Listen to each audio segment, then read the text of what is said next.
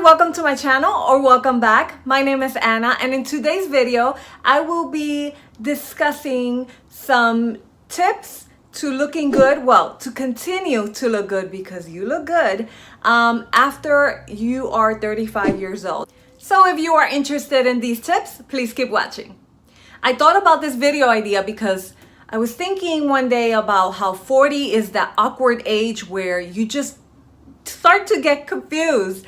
Am I too young to wear this? Am I too old to do this? Or it's just so confusing. And I chose 35 for the title because 35 I feel like is when you really start to notice big changes in your body inside and out. Yeah, I think 35 it's like the downhill.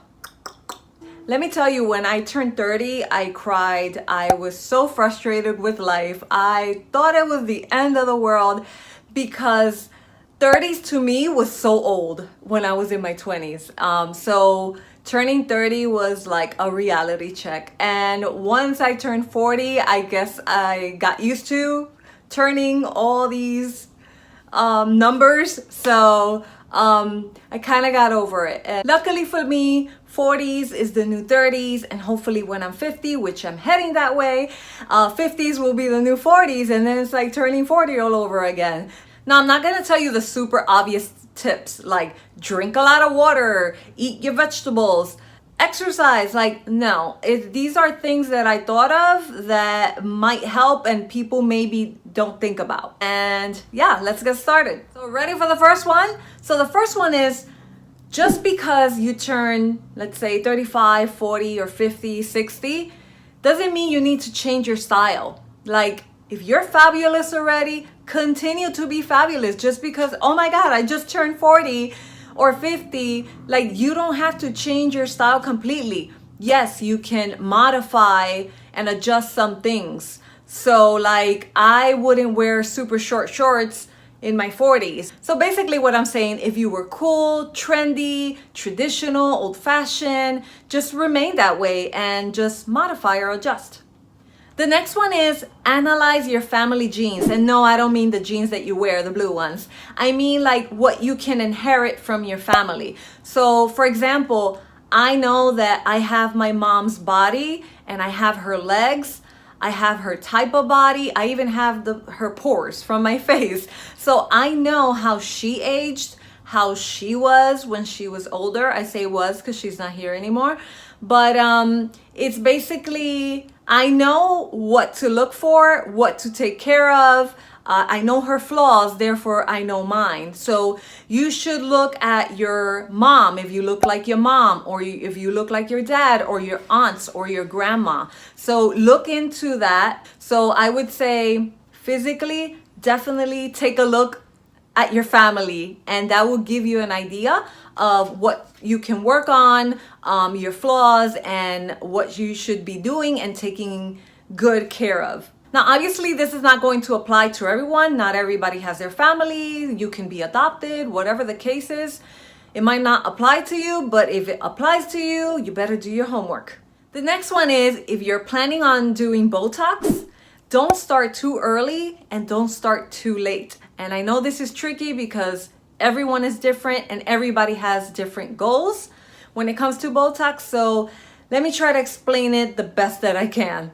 Now, the reason why I say not too early is because I am seeing this trend, right, where everybody is doing Botox, and 23-year-olds and 26-year-olds are doing Botox, and it's just too young. You don't need it. You don't have wrinkles at that age. So why are you doing it? Unless you look super mature, if you know what I mean.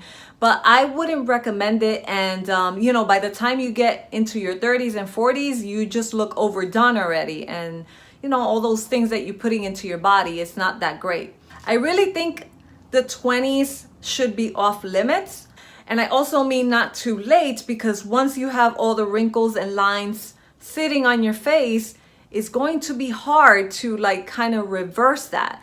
So when you come to think about it, Botox is preventative. And a lot of people look at me like I'm crazy when I say this, but yes, it's preventative. The reason why it's preventative is because when you smile, when you have smile lines, if you're not creating them because you have Botox there, then the lines are not gonna form. You have to start like at a good age, and I would say a good age, it's around 35, maybe a little bit younger if you know you look very mature. If you started getting wrinkles younger, I think 30s is okay, but I think 35 is definitely good. So basically you should analyze yourself in the mirror, see, do I have wrinkles yet? Am I starting to get wrinkles, or do I have them already? And I really feel like you should start when you see the first signs of wrinkles.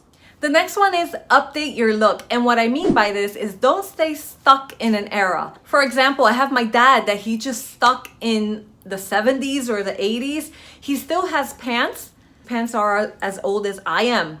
So these pants are like 40 years old. A lot of people are stuck in an era with the same hairstyle from the 80s or 90s, same lipstick, same a lot of things, and you know, they don't evolve, and society evolves, we evolve. So I feel like your clothing, your style should evolve as well. So don't be afraid to explore a little bit. So for the next one, I know I said I wasn't gonna mention things that you already know, but this one has a little twist. So it's about sleep. So everybody says you should sleep 8 hours a night, and that is not necessarily true because everyone is different, and some people need 4, some people need 6, some people need 8, and some people need more than that. So you should know how many hours you need to feel good. For example, I know if I sleep 4, I feel like crap the next day. I need 7. And if I sleep 8, sometimes I'm okay, sometimes I'm not. And then if I sleep more than 9 hours, forget it. I have bags under my eyes. I feel depressed. I don't want to go anywhere the next day. I don't want to do anything. So you should see how many hours you need and stick with that, and calculate every night how many hours you are going to sleep. And the last one is about your lips. Often people neglect their lips, and you know, they moisturize their whole body, they put lotions and creams, and they forget about their lips. You should always moisturize your lips because your lips get old too. They get wrinkly, they start to lose, you know, their plumpiness. You know, lips are like grapes, I say. They start up hard and plumpy, and they end up like raisins, all wrinkly. So you have to protect them. You should definitely use a moisturizer on your lips every single day. And also, if you're heading out, you should use SPF on your lips. And from time to time, you should use an exfoliator. Just like you exfoliate your face, you should exfoliate your lips. I use the one from Lush that it's made out of sugar, but you can also do one yourself at home. It's made with sugar, and it really removes like the dead skin on your lips, and it leaves them nice and soft. So moisturize, use SPF, and exfoliate. Thank you so much for joining me today, and give it a thumbs up if you liked it, and I will see you in my next video. Bye. So I would say, even if you, I mean is, you know, basically, so basically USPS. Don't forget your age. No. Don't forget your libs. Have SPF. The 70s here. Basically, I think you should start when you. Not gonna tell you the soup is. Not gonna tell you the soup is. I can't say soup. I don't even know what I was gonna say. The first.